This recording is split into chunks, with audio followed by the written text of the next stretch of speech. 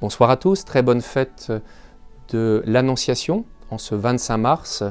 Pour notre diocèse et pour toute l'Église, c'est quelque chose de très important, mais je le disais pour notre diocèse car notre évêque va renouveler ce soir la consécration réalisée par l'un de ses prédécesseurs en août 1914.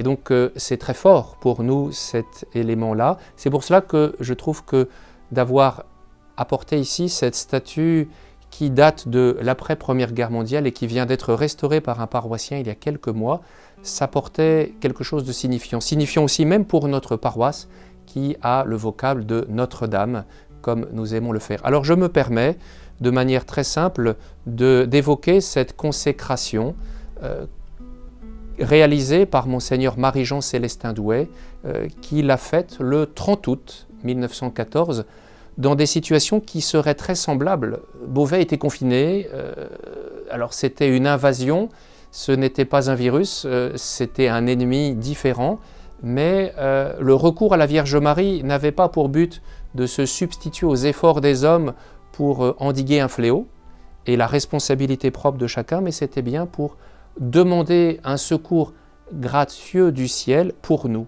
Je consacrais dès le 30 août ma ville et mon diocèse à la Très Sainte Vierge. Ce jour-là, les Allemands n'étaient qu'à 2 heures de Beauvais, qu'ils se disposaient à occuper. Mais aussitôt la neuvaine commençait à la cathédrale dans laquelle on priait la Sainte Vierge et Sainte Angadrème, patronne de la cité, les Allemands changeant de route s'éloignèrent de Beauvais. Un peu plus loin, il dit « Mon cœur d'évêque n'a que de la gratitude et des hommages de prière pour la Sainte Vierge. Dieu s'est servi d'elle pour nous préserver de ce fléau. »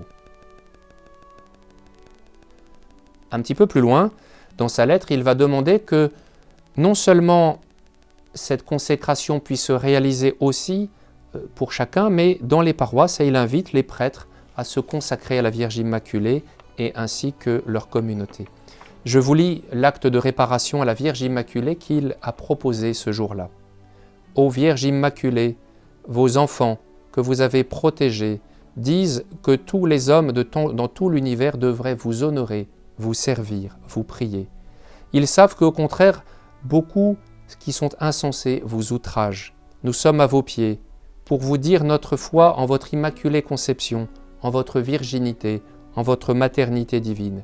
Nous vous offrons nos cœurs, prenez-les dans le vôtre, et là enflammez-les de l'amour de votre Fils, afin qu'avec lui, vous proclame belle et grande incomparable, Mère admirable maintenant et toujours, ainsi soit-il. » Pour achever, je voudrais évoquer le successeur de Monseigneur Douay, Monseigneur Eugène Stanislas Le Senne, qui en 1916, au mois de septembre, va faire écho de cette consécration 1914 et renouveler lui aussi cet acte, comme nous sommes nous-mêmes 100 ans plus tard en train de le renouveler à notre tour.